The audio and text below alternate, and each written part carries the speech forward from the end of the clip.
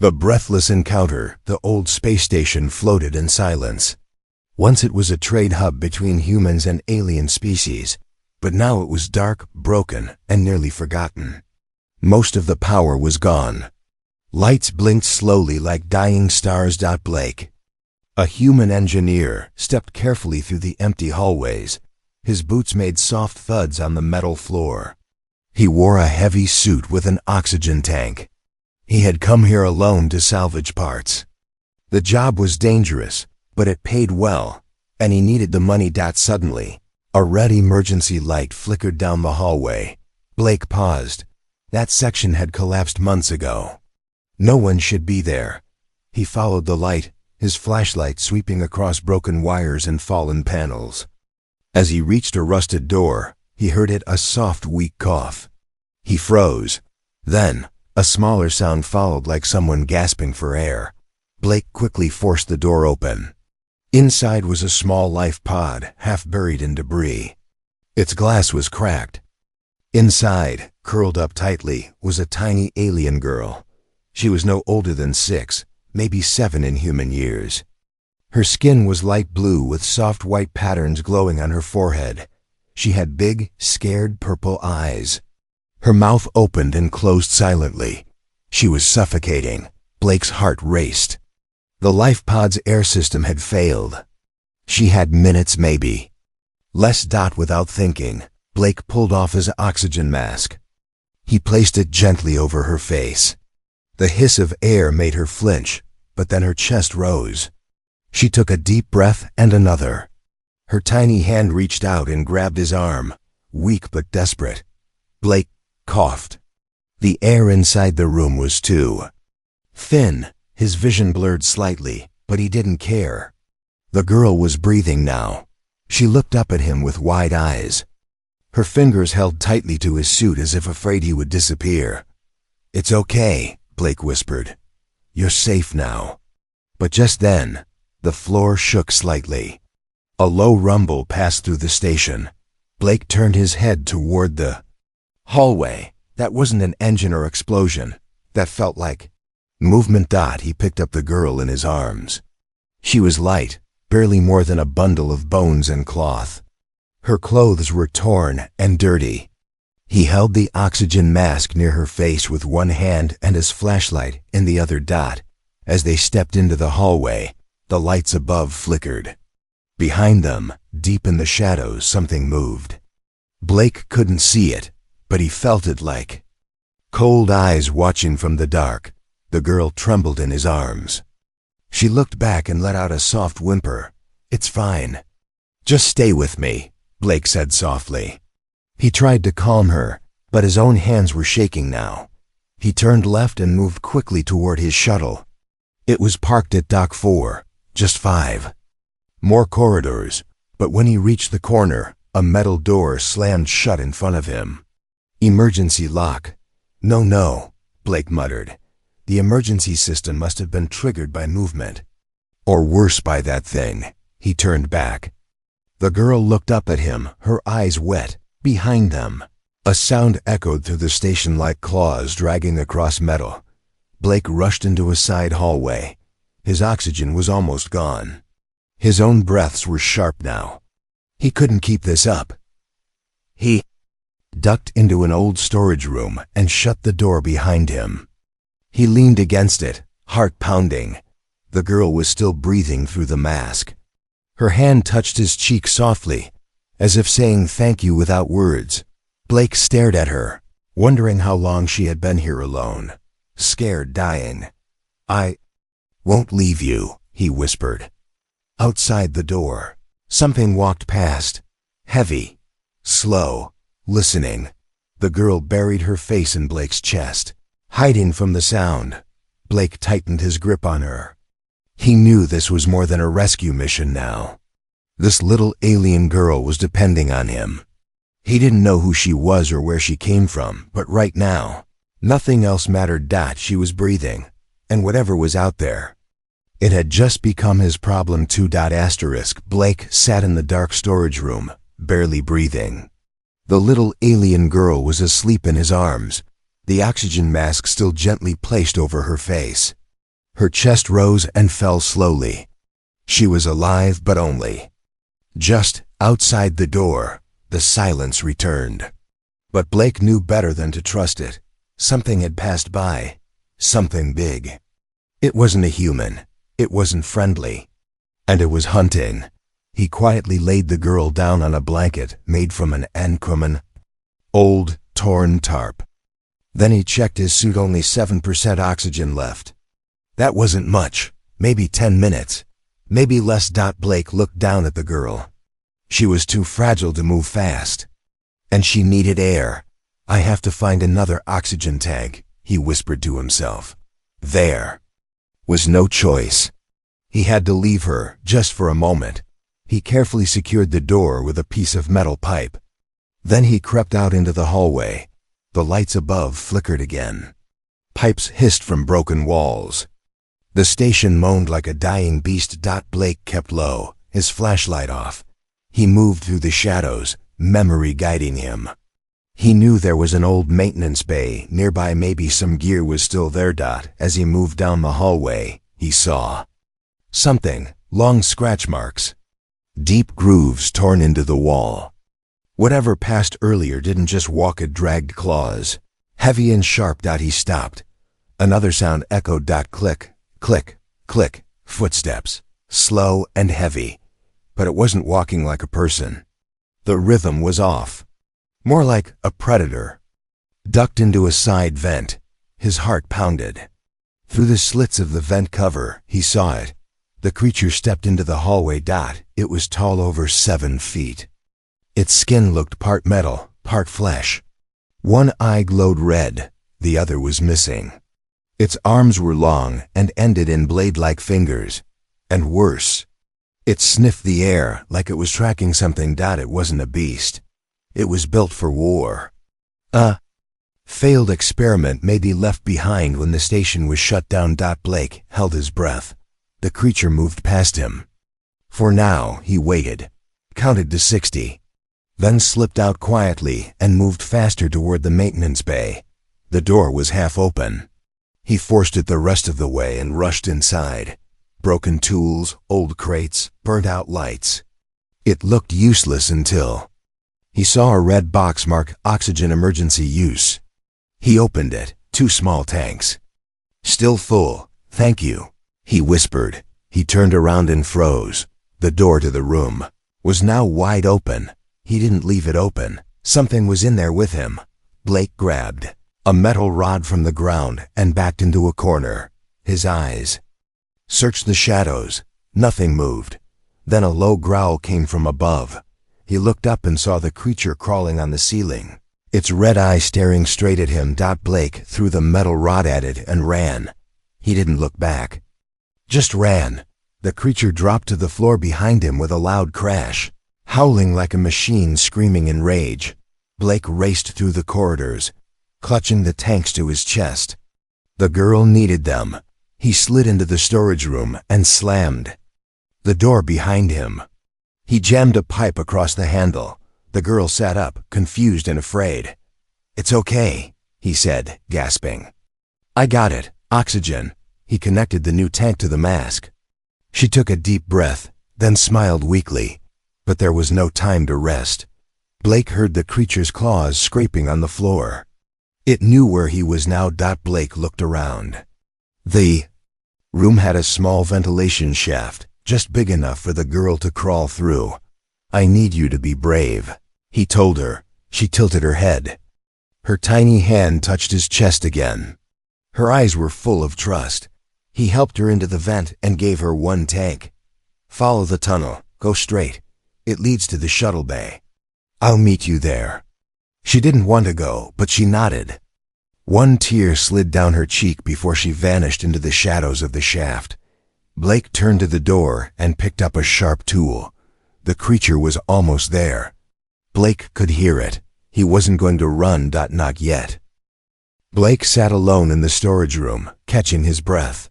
The air was getting thinner. His chest rose and fell fast. The girl was gone, crawling through the vent toward the shuttle bay. He hoped she was strong enough to keep going. The hallway outside was silent again. But Blake knew the creature was still close. It was hunting. And it was smart. He moved to the back of the room and opened a small floor panel. Inside was a narrow crawl space, one of the old maintenance routes engineers used long ago.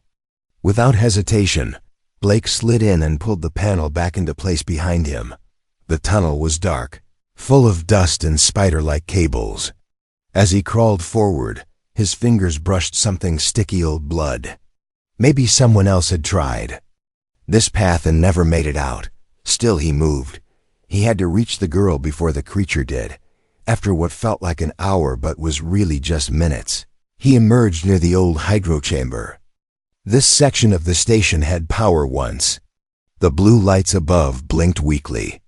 Machines hummed in sleep mode. Blake paused when he heard soft scratching ahead. He raised the flashlight. There she was. The alien girl sat on the floor, holding the empty oxygen mask to her face. The tank was nearly dry again. Her eyes were heavy, but she smiled faintly when she saw Blake. "You made it," he said softly. Kneeling beside her, she reached for him weakly and pointed to the wall. On the dusty metal, she had drawn something. Symbols. They weren't random. They repeated in patterns, lines, dots, spirals. Blake stared. "You're trying to tell me something." She nodded. Blake wiped the floor beside her and tried drawing something to a simple house. A stick figure and a question mark. She tilted her head, then slowly pointed to one of her symbols. A small circle with a jagged tail. She touched her chest. "That's you?" Blake asked. She nodded. Then she pointed to a larger spiral with sharp edges and made a low growl. Blake understood. "That thing, it's not just a monster, is it?" She touched her neck, pointed to the spiral again, and then motioned like pulling something out of her. Blake's eyes widened. "It was made from your kind, from your DNA." She nodded slowly. Then for the first time she spoke. Just one word, soft, broken. "Brother." Blake froze. That thing out there wasn't just a weapon. It was her brother, or what was left of him. His heart ached. But then he heard it again. Claws scraping across the walls. It was nearby. The girl clung to him. Blake looked around and saw a half-open doorway leading into a small lab. He lifted her quickly and rushed inside, shutting the door behind him. Inside, the room was cold and full of broken machines. On the main table was a cracked screen still, showing the last data entry. He wiped it with his sleeve and saw something shocking. Subject 13. Hybrid enhancement test. Result: termination recommended. Subject 14 placed in cryosleep. Blake turned to the girl. "You're Subject 14." She nodded again, tears in her eyes. Subject 13 was her brother. They were both experiments, created, changed, then forgotten. Blake clenched his jaw. "You don't belong in a lab. You're not a number, you're a person." The girl reached out and touched his hand. Then, with her small fingers, she drew one last symbol on his palm, an open circle with a dot inside. He looked at it. "What does this mean?" She smiled. Faintly, hope. Before Blake could respond, the wall beside them dented inward. A creature was smashing through. Blake grabbed a metal bar and stood in front of her. "Get behind the table," he whispered. The wall cracked again. He only had seconds. The girl closed her eyes. Her hands began to glow softly white and blue light. Like before, Blake turned to her. "What are you doing?" But she didn't answer. Her hands shook and the glow grew brighter. The creature smashed through the wall. It roared, metal blades raised. And then the room exploded with light. The creature screamed. It staggered back. Blake shielded his eyes. When the light faded, the creature was gone. Burn marks covered the walls. The girl had passed out from the effort. Blake rushed to her side. She was breathing. Barely. He picked her up gently. He whispered, "I understand now. You're not just running from something. You're fighting something that was supposed to be family." Blake looked ahead. They had to keep moving. This wasn't over, but now he didn't feel afraid anymore, because she had given him something more powerful than fear. She had given him hope. Blake moved through the old service tunnels, holding the alien girl tightly in his arms. Her head rested against his shoulder, her glowing hands dim now, barely flickering. She had used all her strength to push back the creature, her mutated brother, and now she was weak again. The tunnels creaked above them, and the station's gravity flickered. Lights buzzed and died. Oxygen in Blake's suit was nearly finished, and the emergency tank attached to the girl's mask was almost empty. He needed help. Fast. His best chance was the communications deck. It was higher up, near the station's main core, but it still had an old emergency signal booster. If it worked, he could call for help and send their location to any nearby ships. But it was risky. If the signal went wide, others might hear it too, including the wrong kind of people. Blake didn't care. He climbed up a rusted maintenance ladder and reached a cracked security door. It refused to open. He kicked it hard, twice, then it finally slid aside with a hiss of smoke. The comms deck was full of floating dust and broken screens. But in the center was what he was hoping for, the emergency transmitter, still half lit, humming with weak power. Blake laid the girl down beside a console and connected the last bit of oxygen to her. "Mask, I'll fix this," he said. "Hold on a little longer." The panel was a mess. Wires were torn out. The keyboard had sticky alien slime across it. But Blake had worked on old tech before. He pulled out a small tool from his belt and got to work. Behind him, the girl stirred. She mumbled in her own language, then looked toward the shattered glass window. Her purple eyes narrowed. Blake followed her gaze, out in the stars. Something was moving. At first, he thought it was a passing asteroid field, but no. It was a ship, and it was turning toward the station. Blake kept working. Fast now, he activated the emergency beacon and typed a simple, clear message. "Human engineer. One living alien child. Send medical aid. Station not safe." He hit send. The signal blinked, then sent. Done. He sighed. But the moment didn't last. From somewhere deep in the station, a scream echoed. It wasn't human, and it was close. The creature had recovered. Blake grabbed the girl and started toward the service elevator, but the system was fried. The only way down now was to climb. He kicked open a vent shaft and helped the girl inside first. Then he followed, crawling quickly with her ahead of him. She was weak but alert, guiding him down narrow paths. Somehow she knew the station better than he did. They reached a hidden room, an old storage lab. Inside were alien tools, broken samples, and long-dead screens. One of the consoles blinked. The screen showed the same glowing symbols the girl had drawn earlier. Blake stepped closer. "Is this yours?" he asked. She nodded slowly, then tapped a few keys with her small fingers. The screen showed two life signs, hers and the creature's, connected by a red line. A genetic link. Then a warning flashed. "Aggression level rising. Subject 13 is near in critical state." Blake clenched his jaw. "He's coming, again." The girl turned and opened a hidden cabinet. Inside was a glowing white sphere. She handed it to Blake. It hummed like it was alive. "What is this?" he asked. She touched her chest, then touched the sphere, then pointed at him. Blake realized it was a memory core. From her. She was giving him something important. Maybe her last thoughts. Maybe her truth. Then the floor rumbled again, far away. Metal twisted. The creature was hunting them. Blake picked her up again. "No more running," he said. She looked up at him and gave a tiny nod. Her strength was almost gone, but her eyes burned with will. They ran through the hall, Blake holding the girl in one arm and the white sphere in the other. Finally, they reached the docking level, but there was nothing left. All the pods were gone, except one. It was damaged, hanging halfway from its launch bay, wires sparking. Blake checked the control panel. The pod could fly, but barely. Life support. Inside was unstable. Still, it was a chance. He placed the girl inside gently. Her small hand gripped his wrist. "I'll be right behind," he whispered. He turned to rewire the launch. That's when he heard the crash. The creature Dotted dropped into the docking bay from above, metal claws slicing the air. Its red eye locked on the pod. Blake stood between them. The alien girl looked out the window, lips moving softly, saying something Blake couldn't hear. Then, the white sphere in his hand lit up, pulsing. The girl had activated something. Blake stepped back as the pod doors sealed and the countdown began.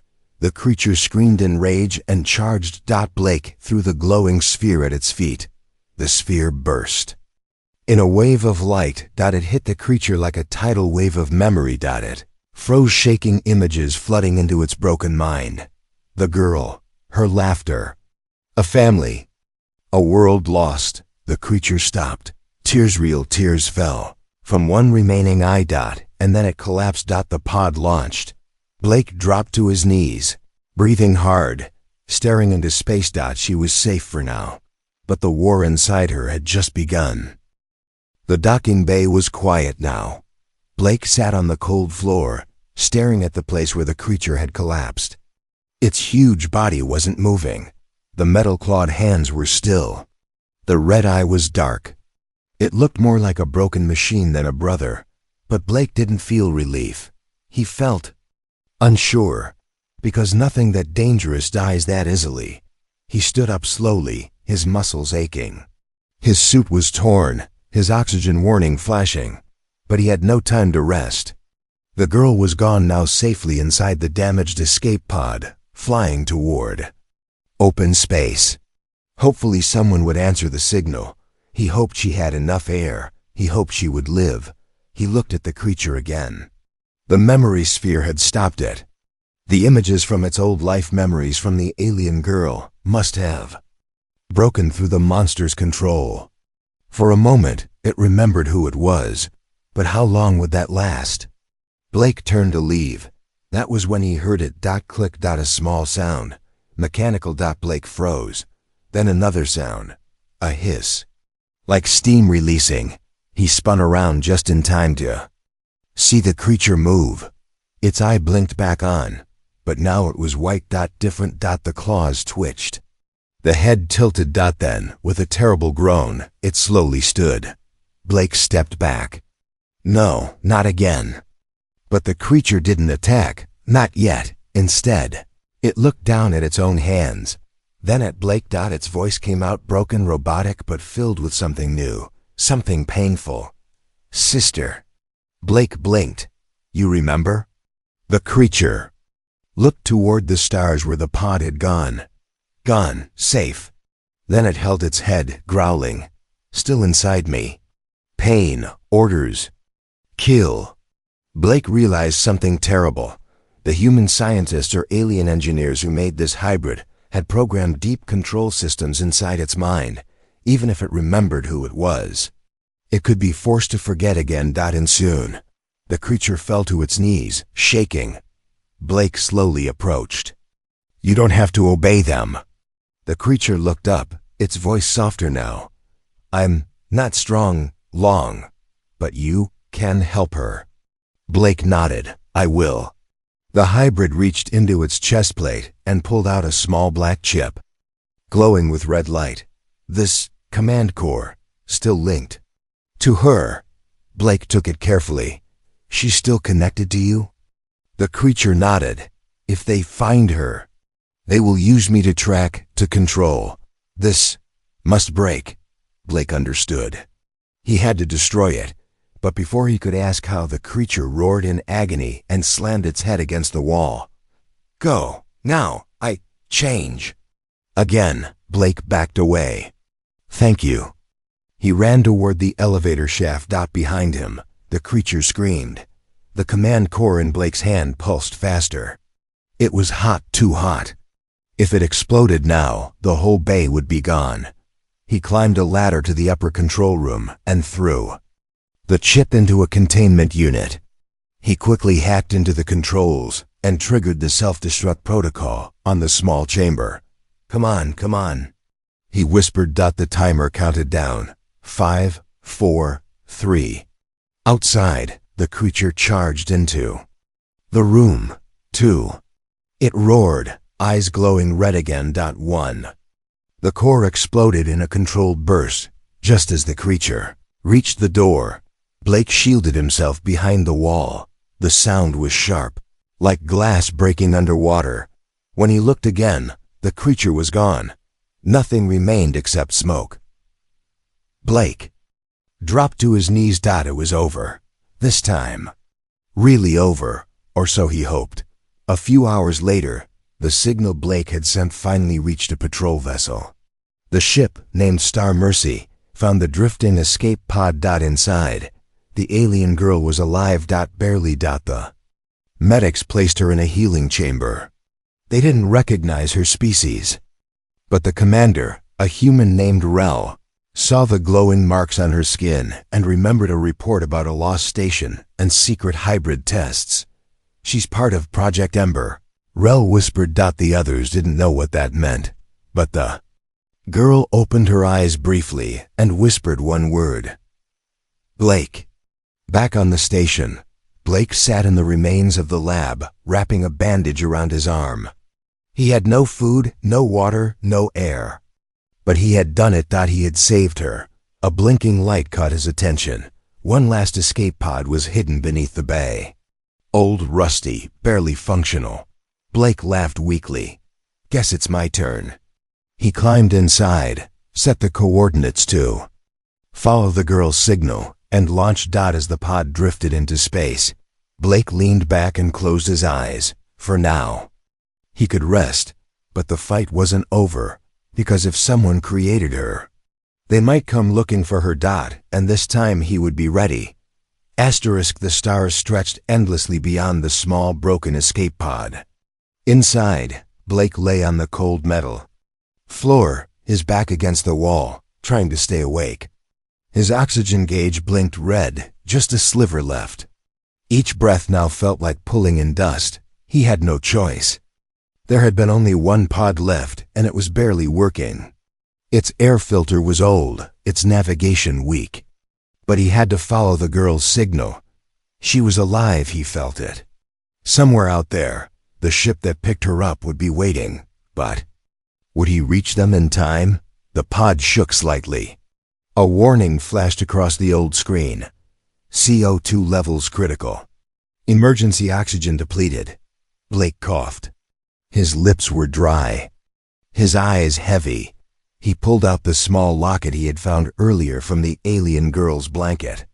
It wasn't human-made, circular, made of soft stone, glowing faintly. He pressed it lightly. A projection appeared. A young alien boy and girl twins. Laughing, spinning in circles. Happy. Then the image shifted. The labs, needles, screaming. The boy being taken away. It was her memory. And it hurt to watch. Blake whispered, "No child should go through that." His fingers tightened around the locket. Then the pod gave a loud clank. Something had locked onto it. Blake's eyes opened wide. He looked out the tiny window and saw a ship. Not large, but clean, white with green stripes. Civilian rescue class. Someone had found him. His body was too weak to move. He pressed one last button, activating the beacon. A minute later, the pod door opened. Bright light flooded in, and 3 shapes appeared. "Human inside," someone shouted. "He's barely breathing." They pulled him out, hooked a tube to his chest, and pumped fresh air into his lungs. Blake gasped, sucking in the sweet cool oxygen. His eyes fluttered open. "The girl, is she safe?" A medic nodded. "She's alive. She's waiting for you." Hours passed before Blake could walk. He rested in a medical pod on the ship Star Mercy, hooked to tubes and monitors. Slowly, strength returned to his arms and legs. He opened his eyes fully and saw her. The tiny alien girl stood by the bed. Clean now, dressed in a soft white robe. Her glowing skin healthy again. And her eyes, those big purple eyes, watched him with care. She smiled when he looked at her. Blake sat up slowly. "You made it." She stepped forward and placed her small hand over his heart. "You gave air," she whispered. "Now I give breath." Blake blinked. "You can speak now?" "Little bit," she nodded. "Learning from you." He smiled weakly. "You're stronger than I thought." Just then, the door opened, and Commander Rel entered, an older woman with a scar across her cheek and a serious look in her eyes. "You're the human who sent the signal?" she asked. Blake nodded. "Yes." She wouldn't stop whispering. "Your name," Rel said, gesturing to the girl. We almost thought she was hallucinating, but now I see she wasn't. Blake stood, a bit shaky but firm. "She's not a lab rat. She's not a project. She's a child." Commander Rel nodded. "I know, but there's something you need to see." She led them both to the command deck. On the central screen, a video was playing footage from a black market message board. A man in a suit with a cold voice spoke. "To those who find Subject 14, return her immediately. She belongs to us. The hybrid test is incomplete. Unauthorized. Possession will be treated as an act of war." Blake's fists clenched. "They're looking for her. Again." The girl looked down. She had heard every word. Commander Rel spoke calmly. "We're not giving her back. But now that they know she's alive, they'll come." "Then we don't run," Blake said. "We prepare." Later that night, Blake sat beside the girl in the observation room, watching the stars drift by. He looked at her. "Do you have a name?" She looked at him, confused. He thought for a moment. "How about Lyra? It's a star back home, bright, strong." She smiled. "Lyra. Yeah, Lyra." She placed her hand over his again. "You stay." Blake nodded. "Always." But both of them knew. The people who made her would come. They'd want her back. They'd bring fire, weapons, maybe even more hybrids. And when they did, Blake would be ready to fight for her. No matter the cost. 3 days passed aboard the Star Mercy. Blake recovered quickly, though he still walked with a limp. The medics offered advanced healing, but he refused the fancy treatments. He wanted to stay sharp, alert, ready, because he knew they were coming. Lyra, the alien girl, stayed by his side every day. She was speaking more English now, slowly learning. Her voice was soft, curious. She asked simple questions about Earth, humans, why the stars changed color when the ship moved. But every night, when she slept, she cried. She never remembered the dreams. But Blake knew she was remembering the labs, the pain, her brother. Blake sat with her during those nights, holding her hand, whispering stories of earth forests and blue skies. Sometimes she'd smile in her sleep, just a little, but peace didn't last long. On the 4th day, alarms rang across the ship. Blake jumped from his bunk and rushed to the bridge. Commander Rel stood at the front screen. Unknown vessel approaching fast, not responding to hails. Energy weapons charging. Blake looked at the shape on screen. It wasn't a pirate ship. It was corporate. Sharp, sleek, and deadly, designed by those who created Lyra, and they had come to take her back. "She's their property," Rel said with disgust. "They didn't even hide it." "She's not anyone's property," Blake growled. Rel nodded. "Then we protect her, even if it means war." Below deck, Lyra sat silently, clutching the locket Blake had found. She could feel the ship coming. Her body trembled. The link they'd built into her, the tracker, the connection, was pulling at her again. She heard voices that weren't real. Commands in a language she didn't want to obey. She pressed the locket to her chest and whispered, "No." Then she stood. She wasn't going to be taken again. The enemy ship fired a warning blast across Star Mercy's hull. "Shields down to 63%, the pilot called. "Weapons ready?" Rel asked. "Only minimal lasers and flares," the officer replied. This isn't a warship. Blake grabbed the communicator. We can't fight them head on, but maybe we don't have to. Rel turned. You have a plan? I need Lyra, Blake said. Minutes later, Lyra entered the bridge. Her eyes glowed faintly. She walked to Blake and held out her hand. Her voice was calm. They are inside me. What do you mean? He asked. The connection. I can feel them. I can speak to them. One time only. Rel raised an eyebrow. What are you saying? Lyra looked at Blake. I want to talk to them. One last time, but not as a child. As me. Blake dropped to one knee. You don't have to do this. She smiled. I choose this. I choose for me. Blake nodded. Then I trust you. The transmission was sent. For a few tense moments, there was no reply. Then the screen blinked, and the face of a cold, gray-haired scientist appeared. His eyes were lifeless. Subject 14. You are speaking willingly? Lyra stood straight. Yes, you are to return immediately. No, she said. His lips twitched. That is not your decision. Lyra raised the locket. You made me, but I am not yours. My brother is dead because of you. I'm not your tool. I'm someone now. You don't understand. Do, she interrupted. You are afraid. I'm not your mistake. I'm your failure. And now I'm free. The screen glitched, then cut out. Outside, the enemy ship charged its weapons again. Lyra stepped back, closing her eyes. Her hands began to glow. Commander Rel shouted. She's powering something. Get a shield up. No, Blake said. Let her finish. The light from Lyra's hands burst forward. Not fire, not lasers, something softer. A pulse white and gold, like memory and light mixed together. It spread from the ship like a wave, touching the enemy vessel. Suddenly, their systems froze. On the screen, the enemy crew panicked. Sir, our weapons offline. Controls unresponsive. What is this? Lyra whispered, goodbye. The connection shattered. The enemy ship turned slowly, then jumped into hyperspace. Gone. Silence returned to Star Mercy. Everyone stared at Lyra. She sat down quietly. I used the last of the link. It cannot happen again. Blake walked to her and kneeled. You saved us. Lyra leaned against him, tired. No more fear, no more hiding, he smiled. No more running. 1 week later, the ship reached Earth orbit. Blake and Lyra stepped out onto real ground together, the sky blue.